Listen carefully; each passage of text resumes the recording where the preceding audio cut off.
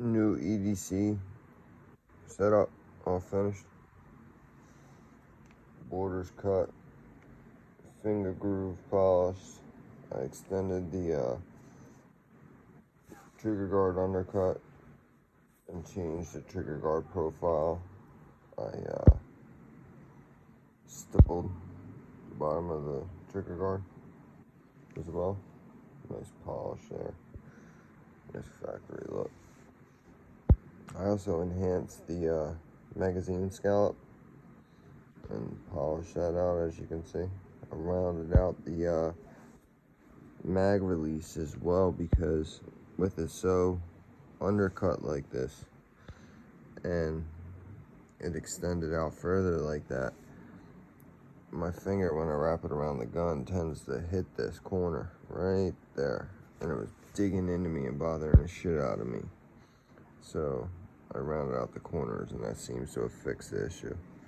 I also changed the profile of the accelerator cut and polished that out right there. A little bit of 1/4-inch sanding drum.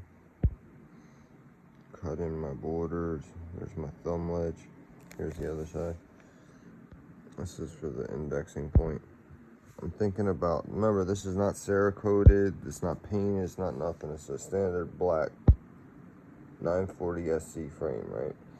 You see how there's like this pebbling in the polymer, how it comes? See that pebbling? Looks like speckled. I guess it's like fiberglass reinforced or something. I like it more smooth, like over here. And I'm thinking about doing that to the whole gun. I'm not sure yet.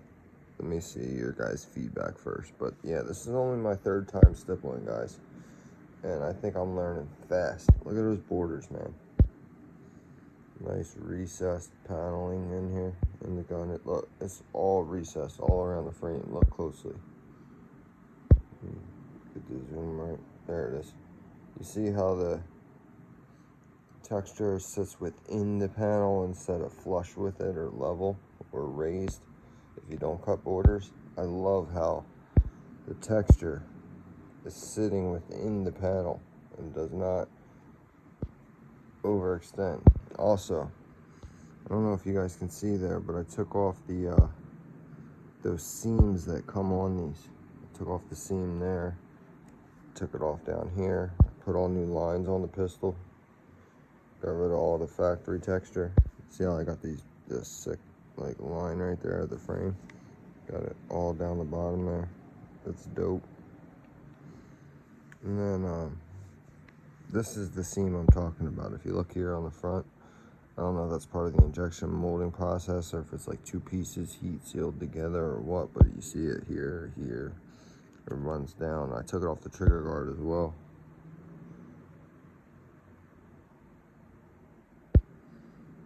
It's like finger oils and shit on there, so it makes it look like blurry in spots, so I'm trying not to touch it as much as possible. So you can actually see the polish and how smooth this is versus my fingerprint smearing and you guys thinking those are blemishes. I got a little fingerprinting here, sorry. You gotta like polish it out if you don't want that and want it all shiny. But our fingers have oils on them, so you know.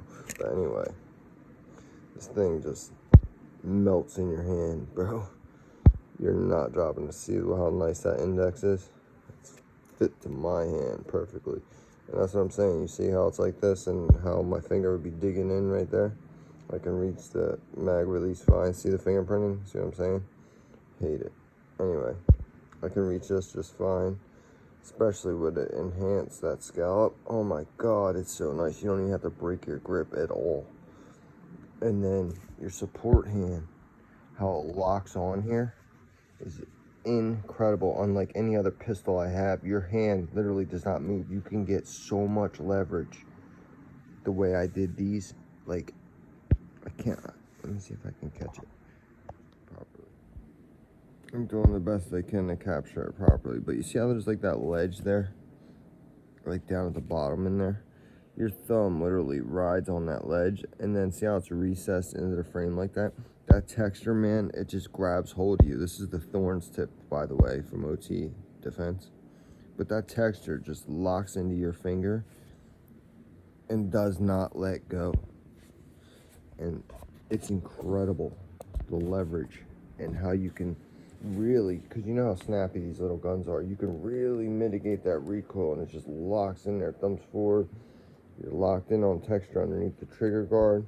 You're locked in here on the thumb ledge, and you just push down, and the fucking pistol does not move at all. It really is incredible. Remember, this is only my third time stippling. I'm only going to get better. But I think this came out phenomenal. I'm so happy with it. Like, legit, I'm stoked over this shit, man. I'm very proud of myself. You know, this is legit my third time ever. Here's my first attempt with the X-tip on the G26. I took out the scallop on here. I don't like this way as much. Just to try something different, give me some grip. Had the texture brought up there. I really changed the shape of that trigger guard on this one. It's almost like a Smith & Wesson or a M&P, you know. Anyway, a huge texture patch on this one because there's no slant here to catch my hand like in here. How there's that slight slant down to stop you from going forward. This one doesn't have that, so I had to make the patch big here because my hand was slipping up, and I stopped it here originally and then extended it. But anyway, I didn't cut borders on this one. The pattern's very like erratic and kind of stacked on top of itself. And you know, I took the flat tip from OT Defense, the back of it, and melted down that ledge, that factory accelerator cut, to like make it like the Nomad 9 where it angles out and your finger still slips off this. I mean, yeah, it's textured, yeah, I get grip, but like I can force my finger off of that ledge because there's no lip at the bottom. This recessed into the frame like that, like you can physically see it. There's like a ledge there, like a wall to stop you from coming down, both with your index finger, like your trigger finger, and your support hand thumb ledge. Like you see it. It just sits right in there, and look at the fit and finish on this pistol, man. I'm just like blown away. This is only my third time, and I feel like I got a pistol from like Dave Mott's Customs or like, you know, Salient Arms or Agency or fucking Frank Castle Customs or one of those amazing fabricators for these frames and like what they're able to achieve with them. It really is incredible. But yeah, for some guy in his bedroom doing this shit with a Dremel and only his third time ever, I think this came out phenomenal, dude. Let me go what you guys think in the comments, but this is the thorn step, like I said. Looks almost like a factory texture, man. But this grips like no other pistol I own. Like, it's just, boom, no one's getting this out of your hand. You could legit come out of a fucking river or the ocean with this thing, hands dripping sweat, motor oil, whatever you do for a living, and your hand is not slipping off this pistol. It's locked on with this grip, and it's not so abrasive that it's gonna rub you raw, but you could definitely fire your nails on it. Don't get it twisted. It's just not sharp.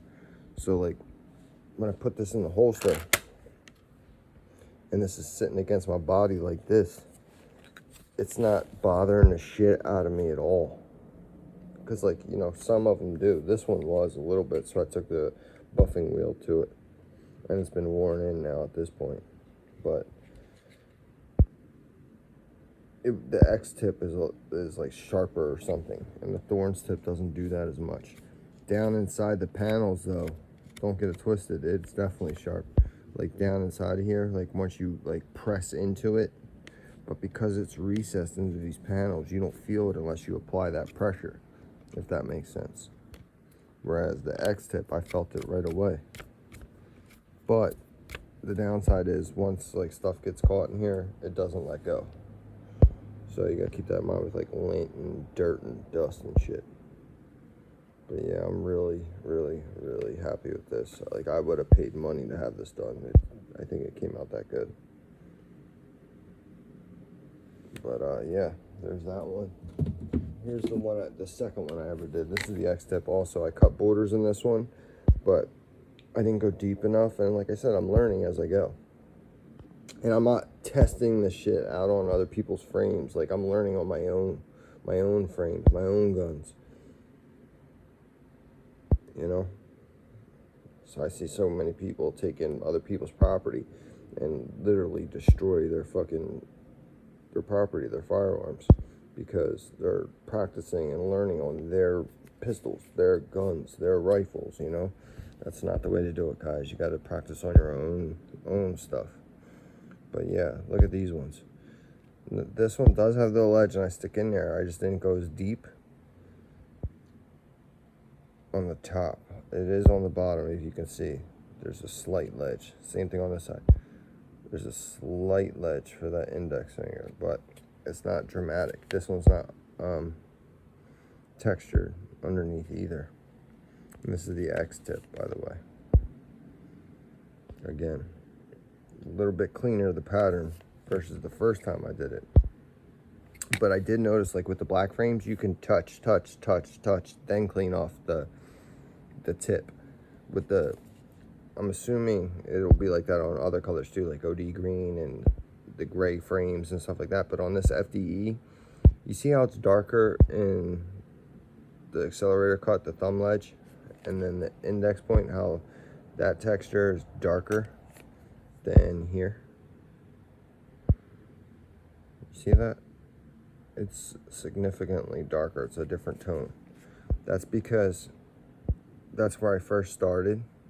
Like this project, I first started in these small panels, and I was tap, and I realized immediately you have to wipe off that tip after every time you touch this polymer. Otherwise, it darkens the FDE. I learned that. And then boom, here. And then any spot where it overlapped at all, like I didn't go side to side, I overlapped it all, it changed the color or fucked up the pattern entirely. Like you can see here, when I went around that corner, it happened. Right there, near the trigger housing pin, it happened. And then like here's where I got better at it. It's like very uniform. Right there in the middle band, right here. But remember, this is only my second time, so I'm like learning this stuff all on the fly, guys. So, you know, give me a break on that. And then, like I said, I'm practicing on my own pistols. I'm not doing this with other people's property. And yeah, you can see how fast I'm picking this up. Ready? First time ever, right here. Not bad. It's all worn in now, but it's not bad. It feels like that grip tape stuff you put on Talon grips. That's what this feels like to me. It's not so abrasive, rubs you all, but I can, if my hands were wet enough or there was oil, this would come out of my hand. I'm gonna tell you that right now. It would come out of my hand. This one, no. The grip on this is phenomenal. Absolutely phenomenal. You notice I kept the logo here, the P80 logo, and I changed all the lines here too.